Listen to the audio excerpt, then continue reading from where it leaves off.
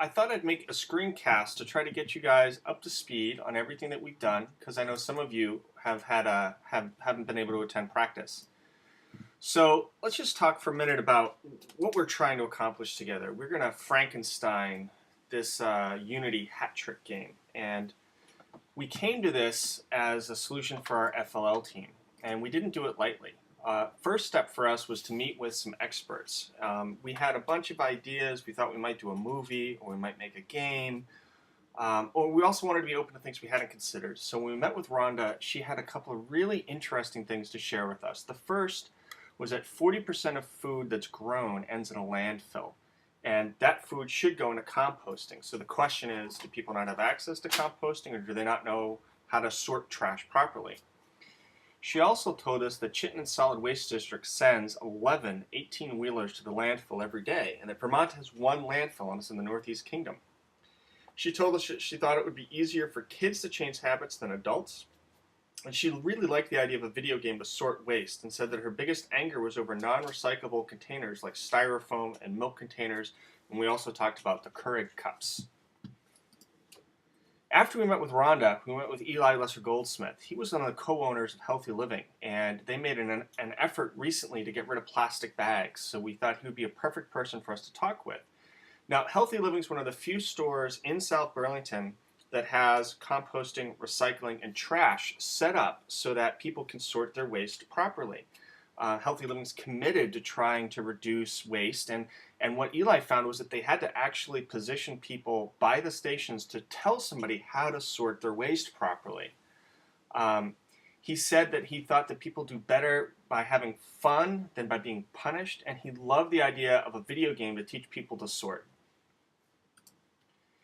We knew from some of the research we'd done in garbology that there's a lot of waste that goes to a landfill that shouldn't go. For example, 25% of landfill waste is food scraps, and 25% total is food scraps and yard waste put together. So food scraps is 18.5%, yard waste is 6.9%. So about a quarter of everything that goes into a landfill shouldn't go into a landfill. And we believe that the high rate of food entering landfills could be reduced if more people understood how to sort their waste properly. Now, clearly, we're not the only people who think that. The Vermont State Legislature passed Vermont Act 148, which is a universal recycling law that'll go into effect in 2017. This law is going to make it so that trash haulers provide a compost and recycling option so that we can do it right from our curbside. And this is exactly what people have been doing in San Francisco since 2007. So even though there'll be an infrastructure to support proper sorting of waste, that doesn't mean people will know how. So we thought we would make a game to help people learn how to sort their waste properly. The team played a bunch of different games. I ranked them from the easiest game to program to the hardest game to program. And one of the games that people really liked was the game Kaboom, and it drops bombs and you catch them.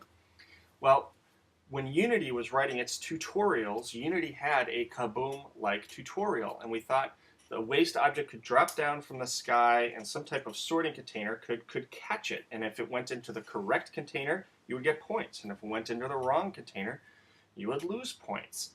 So this made sense to everybody, and we thought this would be a good way to approach our game. Additionally, it was a simple game to program because the hat only moves on one plane. It changes its x coordinate to the right or to the left.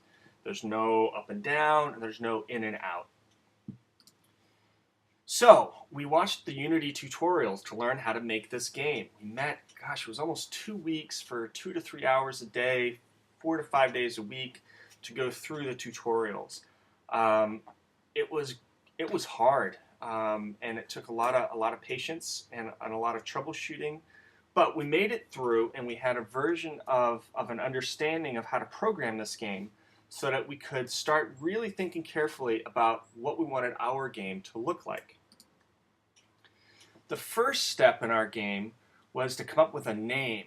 We thought the name would help us define the graphic design of the game, which we knew from games we built in the past that if the graphic design wasn't solid, the game felt weak, felt amateurish. So we looked at a bunch of different names. One of the names that one of the kids really liked was Reign of Trash, but eventually Sorta Scrappy was selected. And Sorta Scrappy, scraps refer to kind of food waste and trash waste, and Sorta Scrappy identifies this idea that you're going to sort things around, but it also means that our game might not be great. We decided we should focus on middle school because we had access to middle school students, which we thought that would influence our graphic design.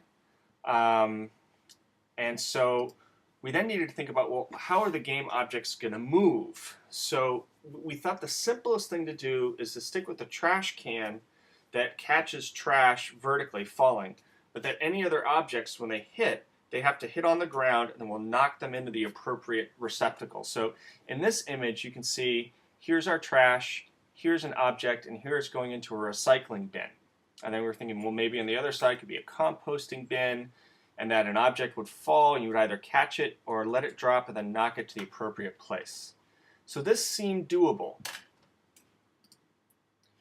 Our next step was to think about how many levels we were going to use and what those levels are going to be. And we had a conversation around this, and we thought that 3 levels might be too few, and that as we started getting much more than 3, we started losing track of why we're building these levels. So we decided on 5 levels, and this worked really well because we thought, well, if we started at a school or your house and then you went to the transfer truck, which brought it to the transfer station, which was then multiple loads were put together on an 18-wheeler, which were then taken to the landfill, that seemed to make a ton of sense to us. So we had 5 levels with 5 locations, and we thought with our background we could tell the story of trash going from our home to the landfill.